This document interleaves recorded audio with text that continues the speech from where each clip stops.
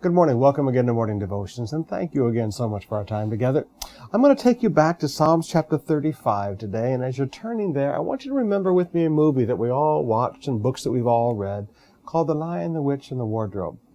I will never forget how, as I watched the movie, with Aslan on the stone table, and all those ugly creatures who attacked him in his helplessness and the attitudes that they manifested.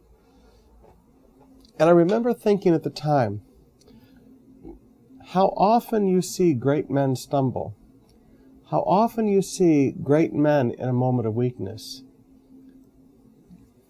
and men who are insecure, men who are weak, people who are nothing, come in glee to attack.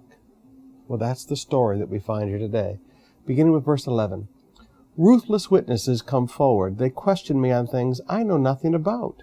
It's amazing. Have you ever noticed how difficult it is to answer a lie? People challenging you about things and you don't know anything about it. They repay me evil for good and leave my soul forlorn. How many times have you watched people repay all the good you've done to them with evil, and how it discourages you? When they were ill, I put on sackcloth and humbled myself in fasting. When my prayers returned to me unanswered, yes, there are some prayers for our enemies that do go unanswered, I went about mourning as though my friend or brother. I bowed my head in grief as though weeping for my mother. But when I stumbled, they gathered in glee. Attackers gathered against me when I was unaware, and they slandered me without ceasing. Like the ungodly, they maliciously mocked me. Now, this is what happens when you see great men stumble. I didn't say get into sin. I said stumble. They hit a problem in life. They hit a problem in their business. It is amazing the fourfold response that comes against great men when they stumble.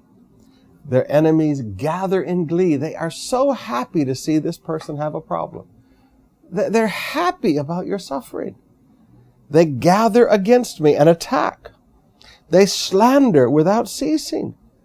They maliciously mock. This is what it's like when great men stumble. You've often heard me say that if you're going to do anything great in life, if you're going to fulfill the dreams that God has in your life, you're going to have to learn to deal with pain. You're going to have to learn to deal with suffering. And the suffering that we go through to achieve the goals that God has for our lives it's not sickness and disease, and it's not poverty and pain. It's people. It is amazing what happens when successful people, when great men stumble, when they hit the bump in the road, rather than people that they've helped saying, okay, it's my turn to help you. They gather in glee. Ha ha ha, look at them. They maliciously mock. They slander without cause. And they use this as their opening to attack. Now here's a prayer that I pray. I would not say every day, and I would not even say every week, but a prayer that I've learned to pray very often in my life. And I would challenge all of you that God has blessed and God has given a measure of success to learn to pray the same prayer. Lord, keep my feet from stumbling. Psalms 18. Lord, help me not to slip. Because if I ever slip, people are just going to pounce on me. God can keep your feet from slipping.